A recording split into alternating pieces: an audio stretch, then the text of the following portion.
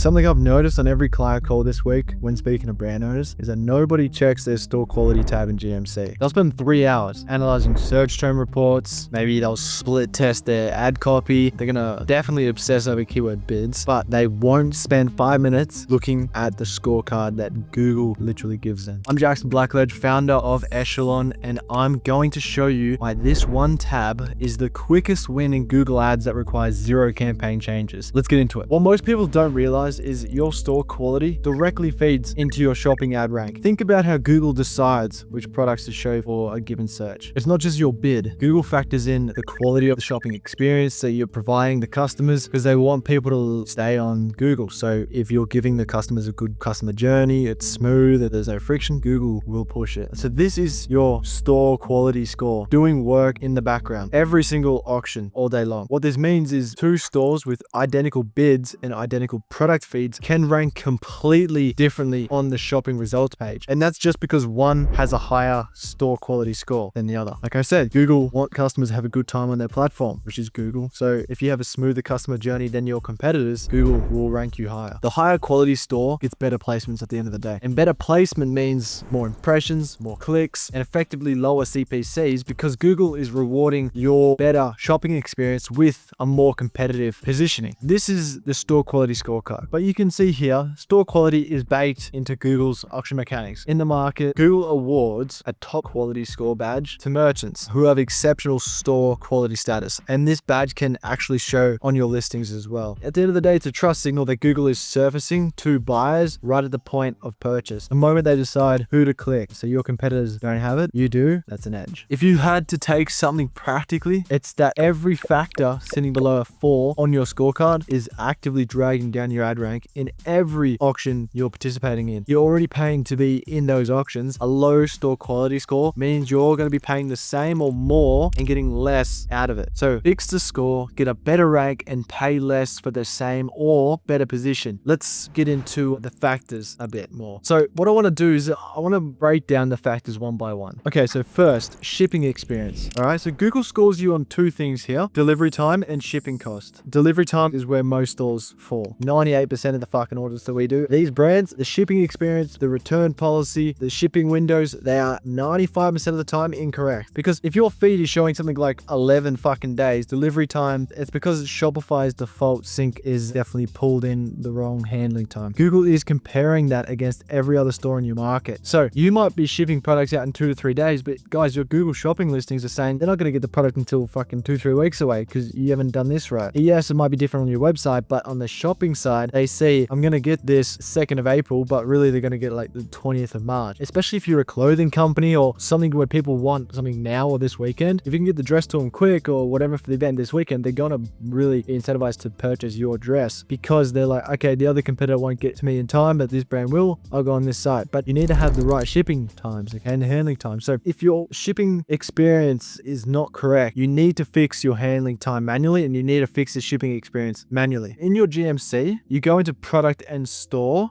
and then we'll click shopping and returns. And this brings you to your shopping policies. By the way, Google Merchant Center is everything to do with shopping ads. E-commerce in general. Shopping ads, very important to have. So you need to have a well-optimized Google Merchant Center. If you're not spending time there, if your agency is not spending time there, if the person running the Google ad account is not spending time there, guys, I'm telling you, fucking run far away from them. And just spend time learning the GMC and optimizing your GMC. And another thing is anything you have in the GMC does not need to be mentioned on the landing page. Like if you say women's collagen, and then you have a lot of different keywords and different titles and shopping for ranks and women's collagen, boost collagen, whatever. All these titles, they don't need to be on the actual landing page. You have like 70 to 150 characters or whatever. They all don't need to be on the landing page. For example, let me show you. Let me just say collagen, right? Like all these, Glow Shake's most popular, promoting weight management, optimal gut wellness to collagen. This does not need to be on the website. So if you click this, you'll see, because some people think the title here, right, is going to be the same here. It doesn't need to be. So you can see ranking number 1 here, collagen code client of ours. And I've just wasted some ad spend to show you guys an example, but doesn't matter, all good. Anyways, back to what I was talking about. And as you can see for this specific client, we have different setups for different countries, guys. Because you can see the delivery type. Look, 7 to 10 days for Canada, free 75 US, 3 to 7 days, 2 to 4 days, 7 to 10 days, 2 to 4 days. You can have different shipping times for different regions. In Google, sometimes we see like 3 days to 30 days, and it's like, well, customers are going to see worst case scenario and think 30 days from the shopping ads, okay? Which you don't want. You can have different delivery time for different regions. So like I said, we have different setups for different countries. And if we just edit one of these, you can actually see the shipping information that we have here with Canada. I'll show you. And as you can see, we've set our handling time here manually. Handling time, transit time. Do this shit manually, I'm telling you. And if you want to go further, set up shipping by zone, like I said, so buyers in major cities see a faster delivery window, because Google always displays the most conservative estimate, long story short, the worst case scenario. So the more granular your setup is, the better your score. If I have a fucking Greco gum and we have a warehouse in Melbourne